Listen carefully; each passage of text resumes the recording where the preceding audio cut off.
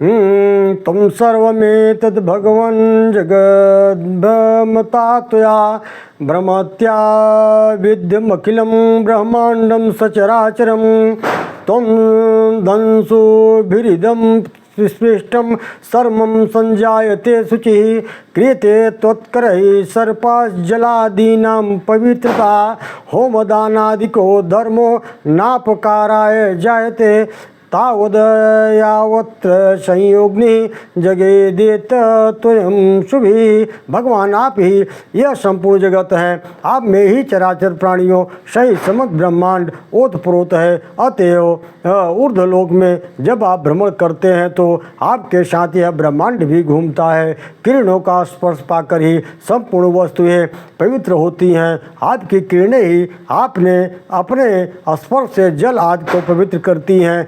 जब तक इस जगत में आपकी दिव्य रश्मियों का संयोग नहीं होता तब तक होमदान आदि धर्म सफल नहीं हो पाता।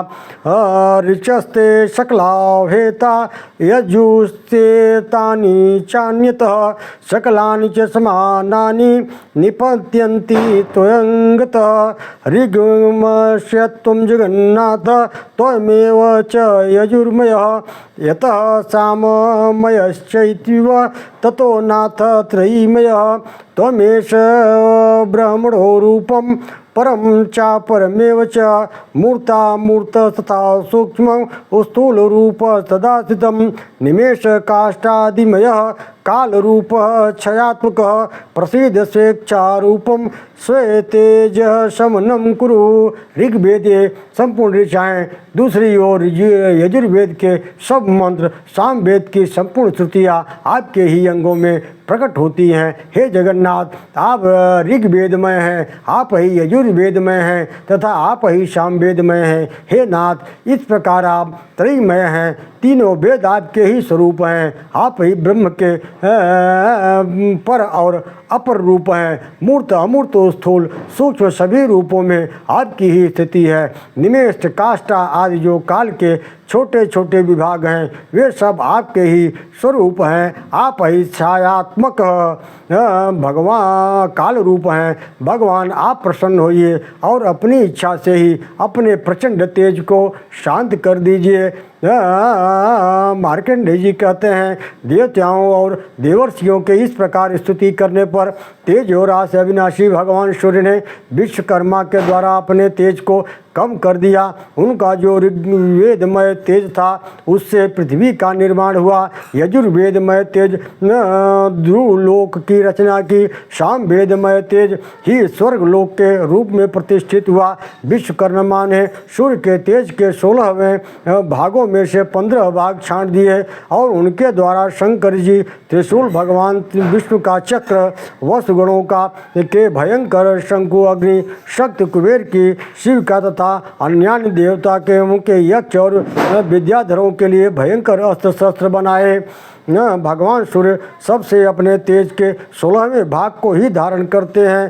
तेज कम होने के बाद वे अश्व का रूप धारण करके उत्तर कुश नामक देश गए और वहाँ उन्होंने घोड़ी के रूप में संज्ञा को देखा। उन्हें आते देख संज्ञा को पराये पुरुष की आशंका हुई, इसलिए वह अपने पृष्ठ भाग की रक्षा करती हुई सामने की ओर उनके सम्मुख हो गई।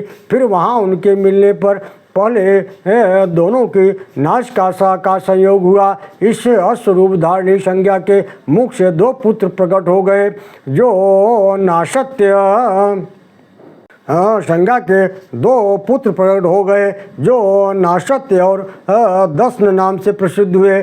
फिर वीरपात के अनंतर रेवंत नामक एक पुत्र उत्पन्न हुआ जो ढाल, तलवार और कवच धारण किए, बाण और तरकस से सुसज्जित हो घोड़े पर चढ़कर ही प्रकट हुआ था। तत्पश्चात भगवान सूर्य ने संज्ञा को अपने अनुपम स्वरूप का दर्शन कराया। उनके इस स्वरूप को देखकर संज्ञा को बड़ी प्रसन्नता हुई। फिर उसने भी अपना रूप धारण कर लिया। तब सूर्यदेव अपनी प्रतिमती पत्नी संज्ञा को साथ ले अपने निवास स्थान पर आए। भगवान सूर्य के जो प्रथम पुत्र थे उनकी वैवस्वत नाम से प्रसिद्धि हुई। दूसरे पुत्र का नाम यम था। ये माता के शाप से ग्रस्त थे। पिता ने इनके शाप का अंत इस प्रकार किया। कीड़े यम के पैर का मांस लेकर पृथ्वी पर गिर पड़े, फिर इनका पैर ठीक हो जाएगा। यम धर्म पर दृष्टि रखते थे और मित्र तथा शत्रु के प्रति उनका समान भाव था। अतः सूर्य ने प्रजाओं के धर्म का फल देने के लिए उन्हें यमराज के पद पर प्रतिष्ठित कर दिया। यमुना कालिंदी पर्वत के बीच से बहने वाली नदी हो गई। दोनों अश्विनी कुमार देवताओं के वैद्य नियुक्त कर दिए गए।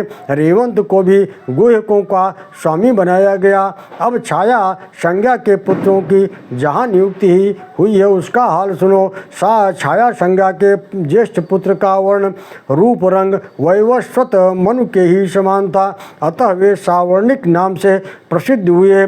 वे ही 8वें मनु होंगे। सावर्णिक ऋषि के नाम से प्रसिद्ध हुए थे। वे ही इस कलयुग के 8वें मनु होंगे। उस समय राजा बलि इंद्र के पद पर प्रतिष्ठित रहेंगे। छाया के दूसरे पुत्र शनैश्चर को पिता ने ग्रहों के मध्य में नियुक्त किया। तीसरी संतान तपती नाम की कन्या थी। उसने राजा संवरण को अपना स्वामी बनाया और उनसे कुरु नामक पुत्र को जन्म दिया। एक कुरु एक प्रसिद्ध राजा हुए। वैवस्वत मनवंतर में 8 देवगण माने गए हैं। आदित्य वसु रुद्र साध्य बिंदे विश्वदेव मरुत भृगु और अंगिरा। इनमें आदित्य गण मरुदगण रुद्रगण कश्यप जी के पुत्र हैं। सांध्यगण वसुगण और विश्वदेवगण ये धर्म के पुत्र हैं। भृगुगण भृगु के अंगिरारसगण महर्षि अंगिरा के पुत्र हैं। हे ब्राह्मण, यह सब मारीच सर्ग है। मरीच नंदन कश्यप की संतान होने के कारण इन्हें मारीच कहते हैं। इस मनमंत्र में जो इंद्र हैं उनका नाम ऊर्जस्वी है। ये महात्मा यज्ञ भाग के भोक्ता हैं। भूत भविष्य और वर्तमान में जो इंद्र होते हैं उन सब का लक्षण एक सा ही समझना चाहिए। अब वर्तमान त्रिलोकी का वर्णन सुनो। भूलोक तो यह पृथ्वी है। अंतरिक्ष को द्युलोक तथा भूलोक माना गया है। दिव्य लोक को स्वर्गलोक कहते हैं। अत्रि वशिष्ठ कश्यप गौतम भरद्वाज विश्वामित्र तथा जमदग्नि ये ही इस मनवंतर के सप्त ऋषि हैं। एक शंका थी जो उसको हम सही करना चाहते हैं। इस समय कलयुग में जो हम आप यहाँ बैठे हैं इस मनवंतर का नाम है वैवस्वत मनवंतर। इसमें इसका वर्णन किसमें किया जा रहा है। इस मनवंतर के सप्तऋषि हैं इक्ष्वाकु नृग धृष्ट शर्याति नरिष्यन्ति नाभाग अरिष्ट कुरुष और पृषद।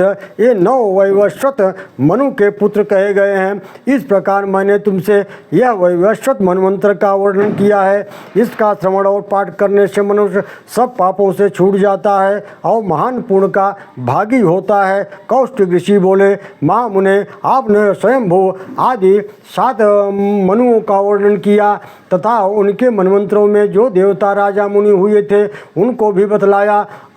इस कल्प में जो दूसरे 7 मनु होंगे उनका परिचय दीजिए। उनके मनमंत्रों में जो देवता आज भविष्य में होने वाले हैं उनका भी वर्णन कीजिए। मार्कंडेय जी ने कहा, ब्राह्मण, छाया संज्ञा के पुत्र सावर्णिका नाम मैं तुम्हें बतला चुका हूँ। वे सब बातों से मैं अपने बड़े भाई वैवस्वत मनु के ही समान हैं। वे ही 8वें मनु होंगे।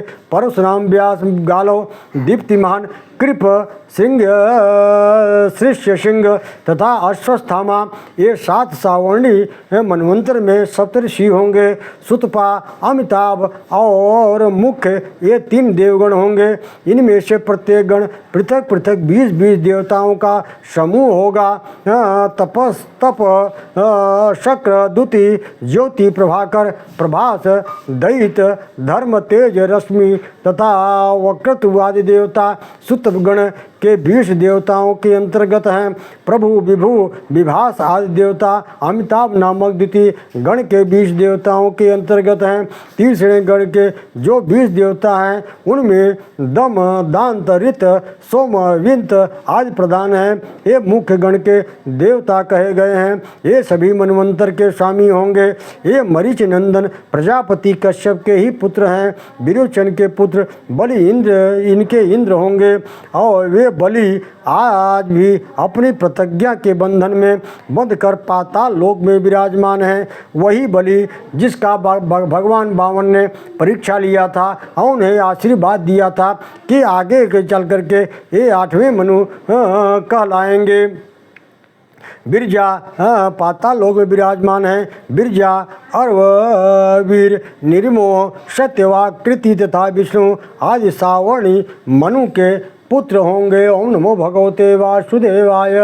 अब सावर्णी मनु की उत्पत्ति प्रसंग में देवी महात्म्य की कथा है। इसमें माँ भगवती परम्बा जगदम्बा का बहुत अच्छा 13 दुर्गा सप्तशती का 13 अध्यायों में बहुत सुंदर वर्णन किया गया है। उनके चरित्र का पान करने के लिए हम आप पुनः सावर्णी मन की उत्पत्ति देवी महात्म्य की कथा हम अगले अध्याय में प्रस्तुत करेंगे। ओम नमो भगवते वासुदेवाय। नमो दिव्य महादिव्य शिवाय सत्यम नमः। नमो प्रकृते भद्राय निहिता प्रणता स्मताम्।